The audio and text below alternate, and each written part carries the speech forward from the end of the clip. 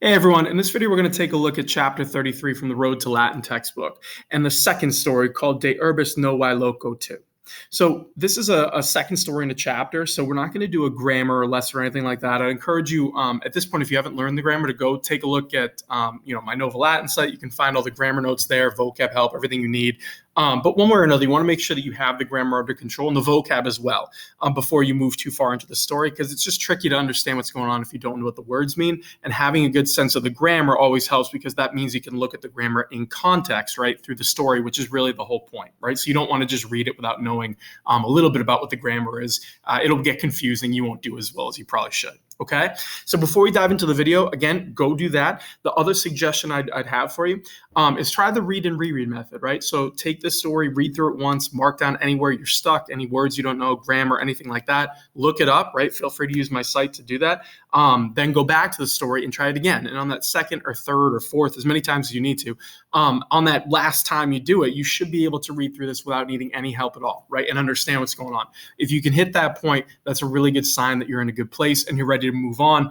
Since it's the second story from the chapter, if you can read through this story and do well, you're probably in a good place rather, to move on to the next chapter. Okay, so I'd always recommend you do that. The other thing I'd recommend is read the story out loud. If you can find a classmate, you can read them this story, work on your pronunciation, your speaking, and they can read it back to you so you can work on your listening skills. That's always the best way to learn language. You never want to shut those off, and you don't just want to translate this in your head. It just won't go as well. Okay, so once you've done all that and you feel like you're in a pretty good place, keep going with the video. If you haven't done that, pause the video, come back to it later after you've kind of looked through the story again, or rather the chapter again. But if you feel like you're in a good place, you've read through it a few times, take a look now and we'll see if your translation matches up kind of close to mine. Okay? So the story goes like this. You have Dende fratres aurigium, ceperum, right? So you're saying next, or then, the brothers, right? The fratres, remember we're talking about Romulus and Remus and founding their new city. So the brothers, they ceperan augurium means they took the augury. Okay, so if you don't know what that means, the augury, I think, I don't know if I mentioned in the last video or not. An augury is when you look at birds for signs. So the idea here is that you would basically you're doing a religious ceremony where you're thinking of something and saying, okay, I'm going to look at the flight of birds, where they go, and that's going to give me my answer as to who's right or what the right answer is. Okay, there's also different versions of it where you're looking at sort of the inside of birds, things like that. But if you haven't ever heard of the augury, I would encourage you to look it up. Right, probably a quick Wikipedia search will get you pretty close. So in this story, Romulus and Remus are basically waiting to see who's going to have more birds flying over their hill. Remember, they're fighting over which hill they're going to found Rome on. So they're basically going to stand on different hills and see where the birds go, right? That's what it means by taking the augury. Okay, so when you see augurium here, ceperant, that's what it means. Okay, then you have illo tempore. Ut eros mos homines avium fuga auguria capiebant. So illo tempore, at that time, right? Ut erat mos means something like as it was tradition, right? Or as was the custom, you might say, right? So at that time, as was the custom, the homines avium fuga, right? The men, they capiebant auguria. They took the augury, fuga, from the flight, avium, right, of birds, right? So they took the augury from the flight of the birds. So they're watching the birds to see, what this means, right, what it represents. Then you have vultures bona signa semper habebantur, rather. So the vultures, right? So, just type of bird, right? Vultures always had, or always were held as good signs, right? So habebantur is passive, so you could say the vultures were always held as good signs, right? Bona signa. Okay, so they're looking for vultures. Then you have Romulus in palatio mansit et augurium expectavit. So Romulus, he stood or stayed, mansit, right, in palatio, on the Palatine Hill, and he expectavit augurium, right? He watched the augury. So in other words, he's standing there and he's watching the birds to see kind of where they go. Then you have Remus ad montem quem delegerat, properavit et caelum spectavit. So Remus, right, he stood, or hastened rather, properavit, right, he hastened to the hill, ad montem, to the hill which delegerat, right, which he had chosen. Okay, it's pluperfect. So he went over to his hill, right? So he hastened over to his hill and he watched the sky. He caelum spectavit. Okay, so the two brothers are standing on the different hills and they're going to watch these birds.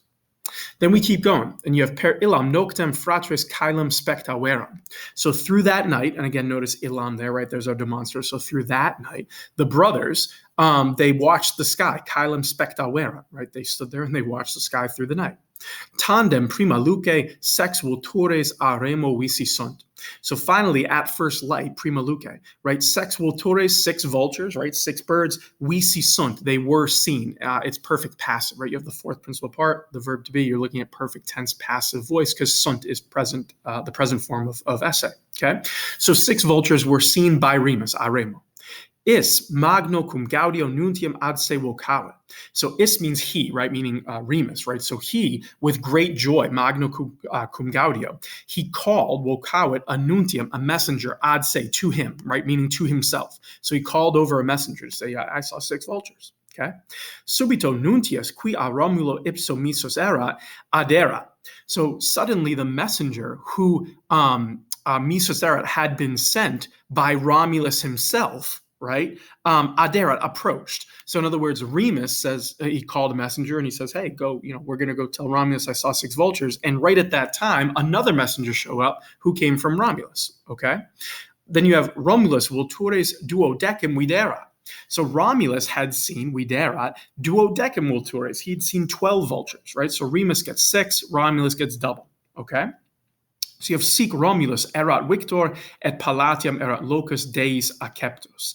So thus, or in this way, sic, right? Romulus was the victor, right? The victor. So he won because he had more birds. So Romulus was the victor, and the Palatine, Palatium, right? The Palatine Hill was the locus, the location, acceptus deis, having been accepted or accepted by the gods, deis, right? So they decide that in this religious ceremony, the number of birds is saying the gods are choosing Romulus's site, right? The Palatine Hill. So that's where he's going to build the city of Rome. Then you have Nuntius magna cum celeritate ad Romulum sociosque revene. So the messenger with great speed, magna celeritate, right? Cum magna celeritate. So with the greatest speed, you might say, with great speed, he revenit, he returned to Romulus, ad Romulum, and sociosque, right? And his allies. So he returned to Romulus and his allies, and he says, "Hunc montem Romulus is going to speak. So you have Hunc montem clamavit Romulus victoria laetus, Dei ipsi delegerum." So Romulus shouted, right, or kind of said or shouted aloud to his people here, and he's laetus victoria, right? So happy because of the victory, right? There you have the ablative there, right? So he says, "Dei ipsi," the gods themselves. Delegeron, they chose Hunc montem, this hill, right? So he announces to his people, he says, the gods themselves have chosen this hill, right? This is where we're going to build our city. Then you have magnum erat gaudium in palatio. There was a great joy, magnum gaudium, right? There was lots of joy, or great joy on the Palatine Hill. Then you have statim Romulus ipse aram in hoc loco posuit et deis gratias egit. So immediately Romulus himself, ipse, right? So he himself, he posuit, he put an aram, he put an altar in hoc loco, in this place, right? And again, there's hoc, right? Hic hoc this. So he says he put it, an altar in this place, and he egit, he gave gratias, thanks, right? It's perfect tense egit. He gave thanks to the gods, okay? So that's why he puts the altar there. Right? Then you have this last paragraph. You have postea murus urbis a Romulo ipso designatus est. So afterwards, the wall of the city, okay, meaning where the city is going to be. So the wall of the city, designatus est, it was chosen, perfect tense, passive voice, right? It was chosen by Romulus himself, right? So he decides where the wall is going to go. Then you have Remus, augurio miser murum spectavit et clamavit. Okay, so Remus, right, he's described as miser, miserable, because of the augury, right? Augurio is ablative there, right? It's the reason why. So because of the augury, he's miser, he's miserable. He spectavit murum, he saw, right, the wall, or he watched the wall, and he shouted. And he says, iste muros hostes non prohibebit.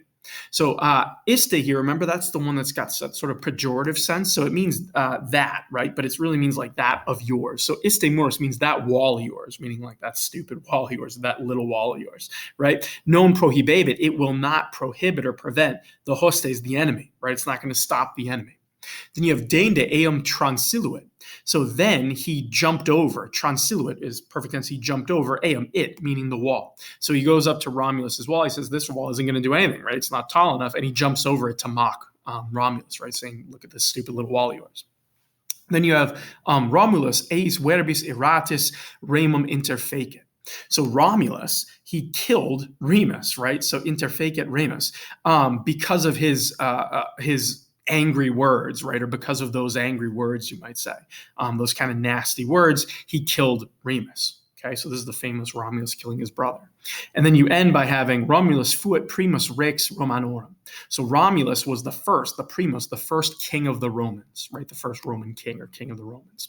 So that's the story of how Romulus and Remus interact. Remember, we've had a few stories now about their backstory. They work together for most of it, but when it comes time to build the city, this is where the two brothers argue. And in the end, Romulus gives into sort of his madness here, and Remus mocking him, even though he had been chosen by the gods, which Romulus would probably consider sacrilege, that he'd be mocking the city and his walls, and he murders his brother, right? And again, there's a lot of metaphorical kind of things here talking about the Romans and their origins and why they would pick a story like this. So I'd encourage you to look up the story of Romulus and Remus if you haven't. It's really good sort of mythology to look at. But the grammar in this chapter, hopefully, you did pretty well with it. It's repeating a lot of what we did, right? Hic, haec, hoc, ille, iste, things we've seen this chapter. You got a good sense of it. Maybe not as much as the first story, but still a good amount to kind of practice it. And hopefully it's making sense. If you have any questions at all on the grammar, my translation, anything like that, feel free to put them in the comments below. I'm happy to help you. But otherwise, keep reading the story, right? Try to get to a point where you can read through it and understand it without needing any help. That's always how you know you're ready to move on. Okay? Good luck with it.